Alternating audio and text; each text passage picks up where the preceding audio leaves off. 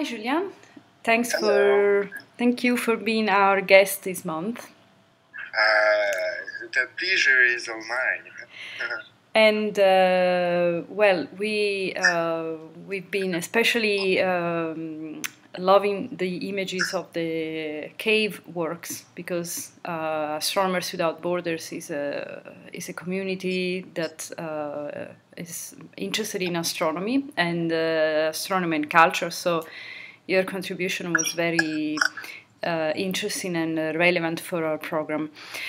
I would like to ask you some more details about your interest in Aboriginal astronomy. So you mentioned in your post that you've been looking at how our ancestors used the images of animals to connect with the stars. So there is this connection which maybe not many people know about. Can you please tell me a little bit more about this aspect of your work? Yes, of course.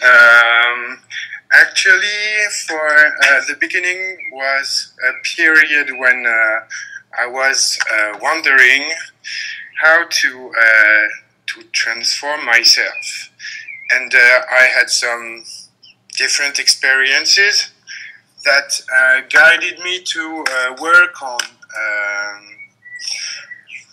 the first drawings and to transform them in some kind of a volume artwork that was made of nails and white string. Then, after that, the first one I did was a print of a hand. I transformed in nails and strings. And then I discovered, thanks to a friend of mine during a conference, a woman who explained that she discovered in Lascaux caves that the principal points of the animals represented on the walls was exactly at the same place. The stars were in the sky outside on a special day, the first day of the summer. So for me, and because my drawings and first artwork with nails was both about Lascaux caves and Yves Klein's print of bodies, then I decided that it was a good coincidence, and I decided to work on it. So, and the interesting point for me is that it was like explaining how to do things. It was like an image, the Lascaux caves, because if you consider the cave is like our body, it was like when you look at the borders of the body, you can see what is farthest, the stars. So for me, Lascaux caves are a way to explain how to escape of the body, to enter the time of legends. Because for me, the stars, and according to a lot of stories, old stories all through the world, the stars are the one who give birth to time. So maybe when you think about stars, it's like you think about the ancient time. Yes, I think I can see in your work this connection very strongly, and I especially I find it really interesting how you connect the body, the inside of the body, because these nails go deep in the body of the animals, and then they project the inside of the body into the outer space and eventually into the cosmos. So I see this connection very strongly, and I also find really interesting the connection you make between death anything that changes in life. So you mentioned that your work with the caves started because a colleague artist asked you to make a work which changed according to daylight and nightlight. Yeah, that's it. And so I read that during daylight, these animals with the string wires, they of course look like dead animals, and eventually with the dark, they lit, and they show this completely different world, which is perhaps the world of our unconscious or the world of the night, and everything that we cannot touch as human beings because it's outside, is in the sky. So of course, I guess this is for artists. These connections sometimes, I guess, are very intuitive. So, and I think that's the wonderful thing about art, which is bringing together all these things and blending them together. So yes, I was wondering if people react, do they get the chance to see the works both during the daytime and at nighttime, and do they react differently to the works according to the light, for example? Actually, I have different series of stellar things. The stellar animals, which are taxidermies with nails and strings, can be shown either with the daylight or with the nightlight. But my installations called stellar caves are only shown with nightlight, UV light, for the moment. Maybe one day we are thinking about having some flashes of light so the people can see it, although in white light. But for the moment, it hasn't been done. So after that, the reactions are different. Yes, the different thing is that with, especially for the stellar animals, with the daylight, you can see the body. And when you turn into black light, the body disappears. And that is the thing that people like to see, this disappearance of the body. I can imagine, because it's really like a dream world. And somehow I think that we as humans have this need to eventually make our mental images real. So there is this some kind of, in my opinion, two-way dynamic. So we need to escape somehow from reality, and like, for example, in the ancient times, you mentioned there is this shamanic ritual connected to the caves. So our ancestors also had these rituals of escaping somehow reality and connecting to the spiritual. And also we still have, in a way, I think, this need to somehow go beyond what we see and think of it as something more imaginary, so, and vice versa. So we also need to give shape to things that we cannot see, and maybe this is why we are such good explorers. So this is why maybe we send probes into space to touch other celestial bodies, because we want to give some identity to things that we cannot see with our, we cannot perceive directly. Yes, but for me, imagination is a part of reality, because, and here in Europe, we can, when we have a look to the landscapes, we can see how, sorry, we can see how ideas, imagination can transform the world. I mean, in Europe we have less forests than before, more. Oh, what's the name for this?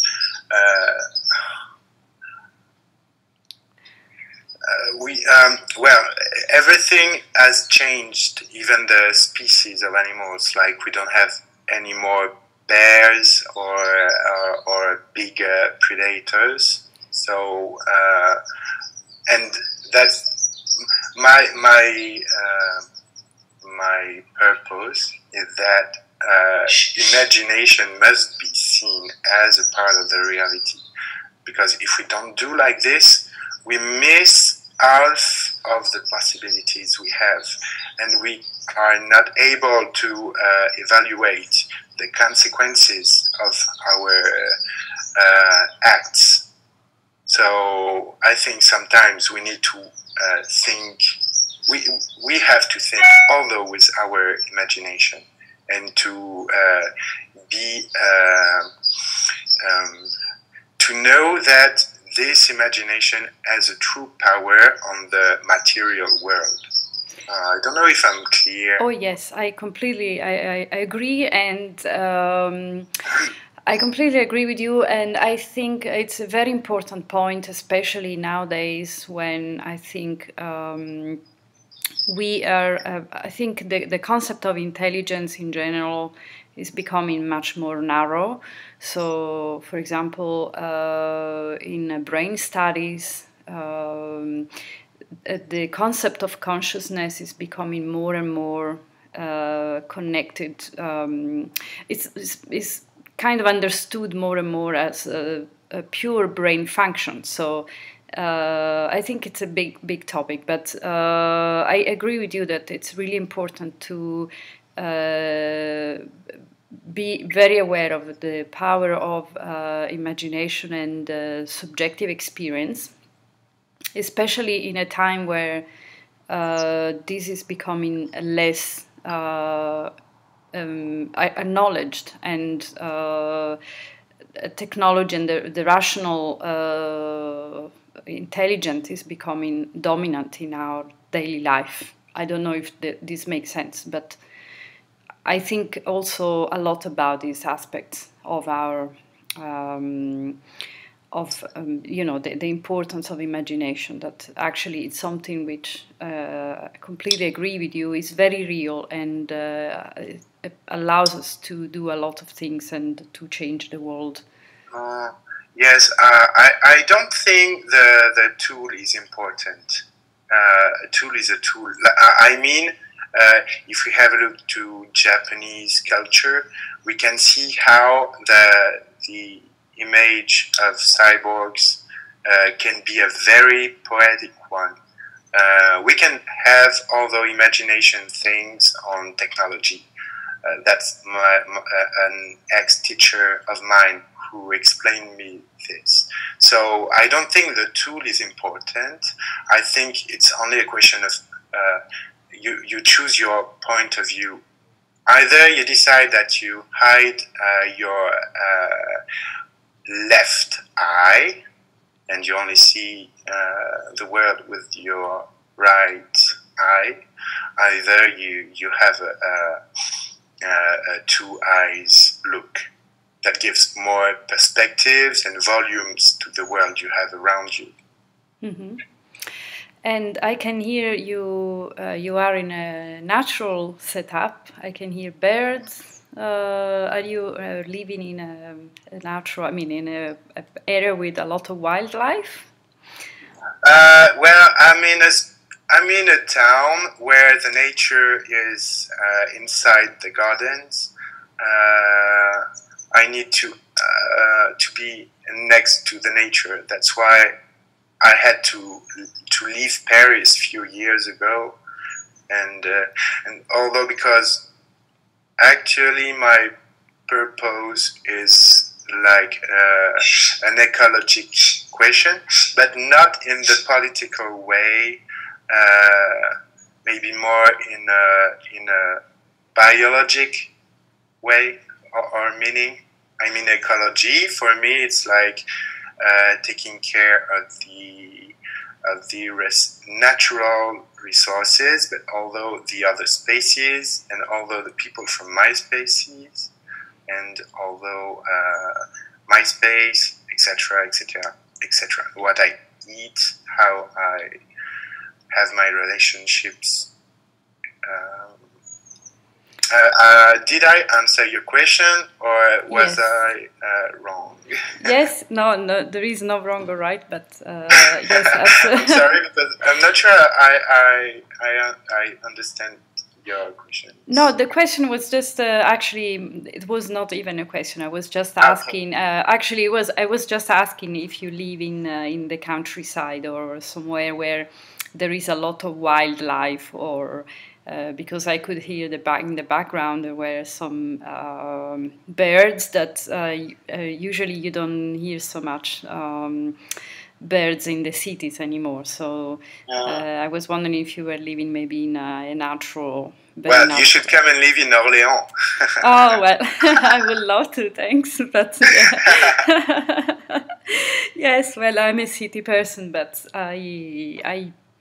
well, something that we do, for example, with Astronomers Without Borders is advocate the importance of the night sky. So we have a program, for example, which is called Dark Skies Awareness.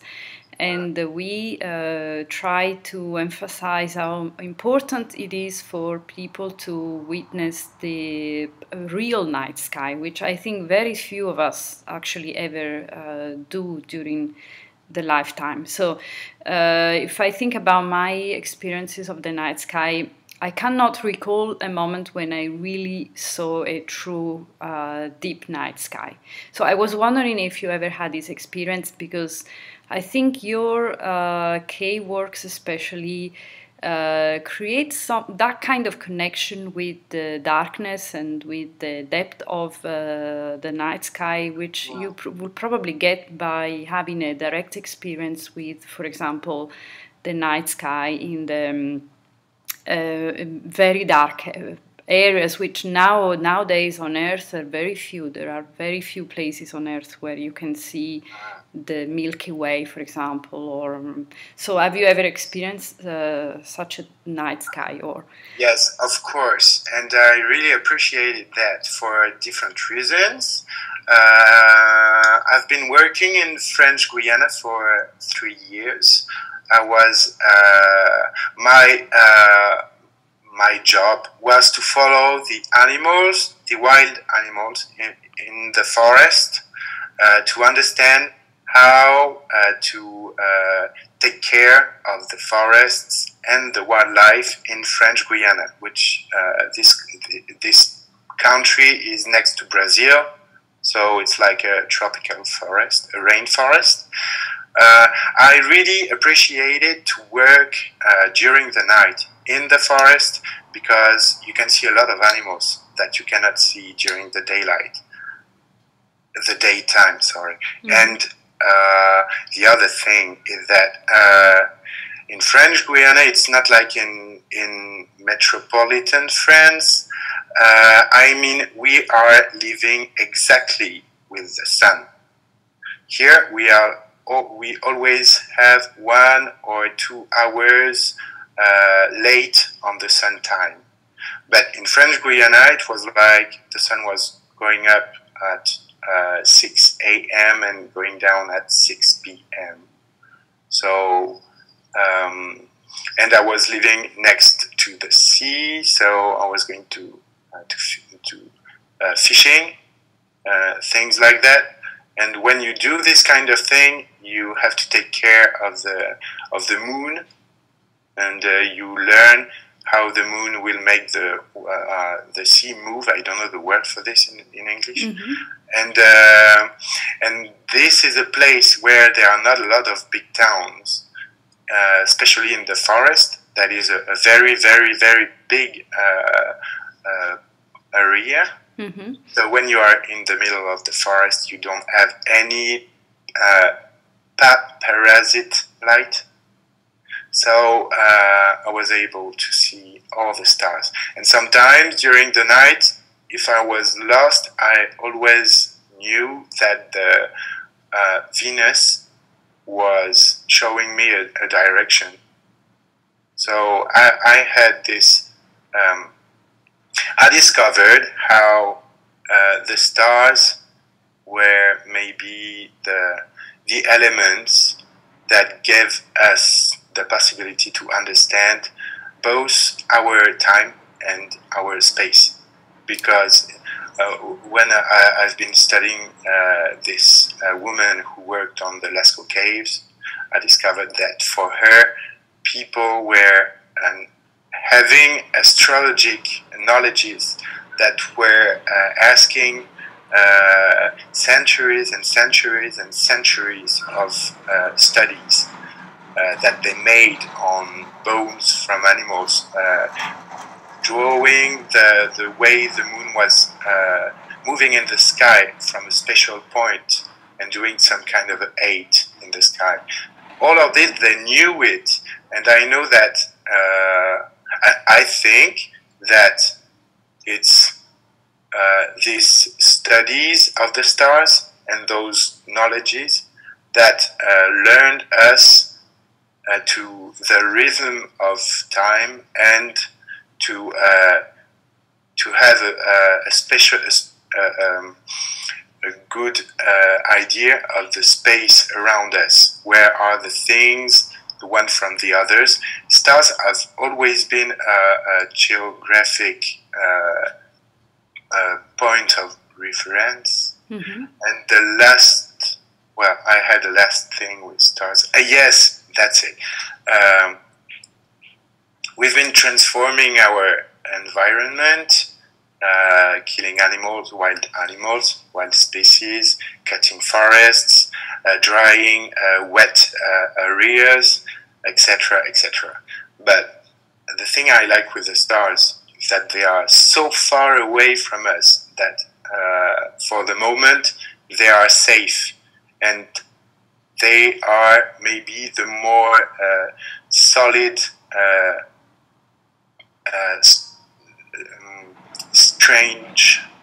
stranger thing. I don't know if they are the farthest strangers, and they can learn us that we can go out of us to connect the other beings.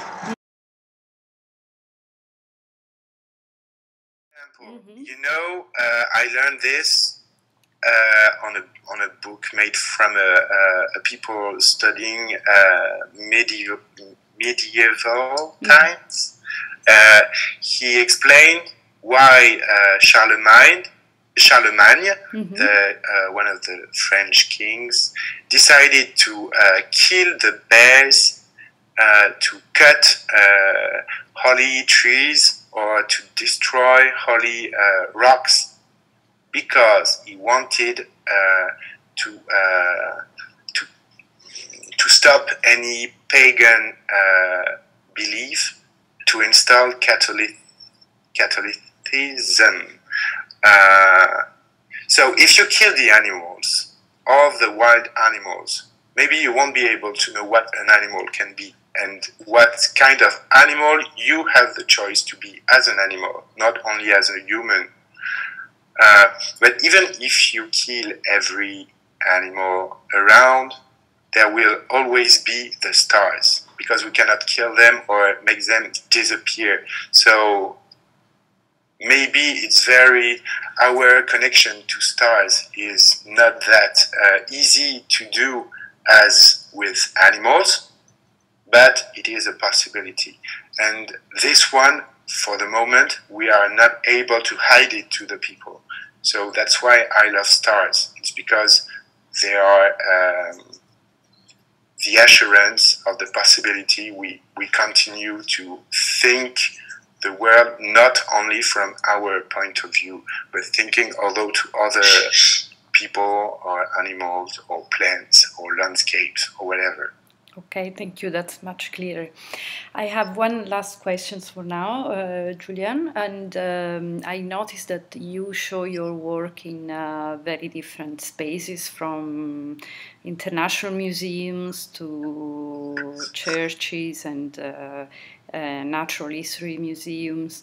So I guess your work has been viewed by people from really all walks of life. So people who are in the arts, but also people who are maybe interested in science, or just the general public. So I guess do you think that your work for this reason has maybe a more global meaning, or I don't know, is this something which you think makes your work also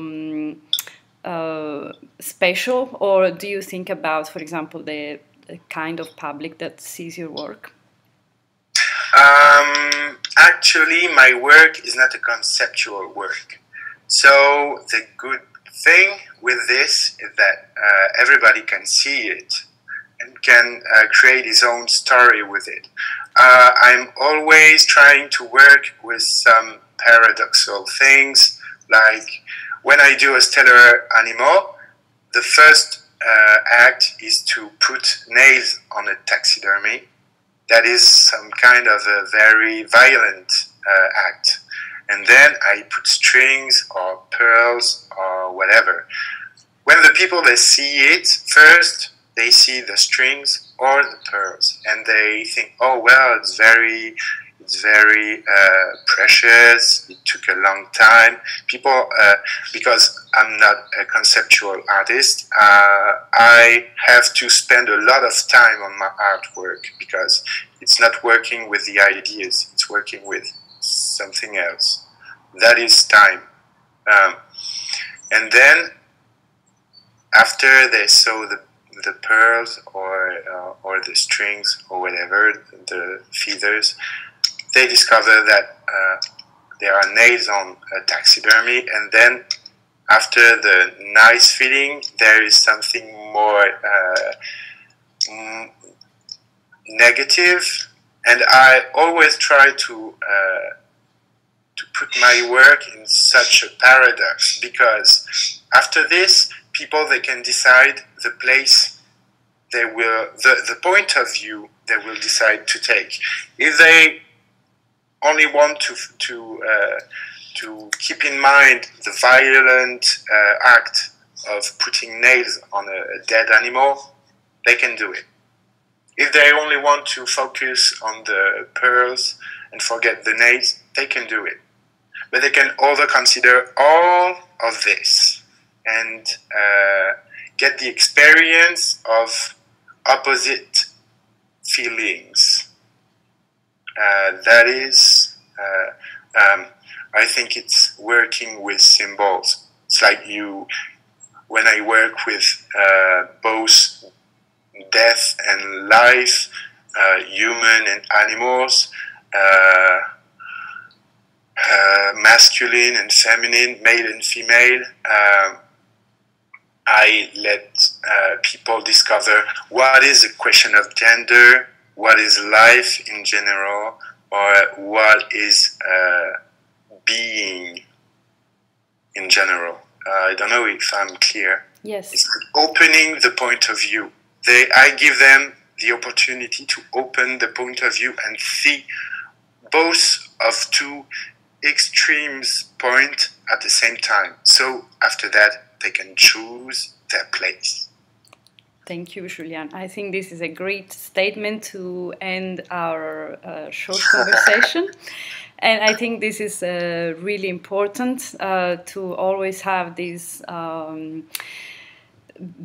broad view on reality, on imagination, or always having the double perception of things, double or triple or and more perception of things. So thank you so much, and thanks also for accepting to do the interview in English. You're welcome. It was not that hard. Thank you, Julien. And yes, talk soon. Okay, talk soon.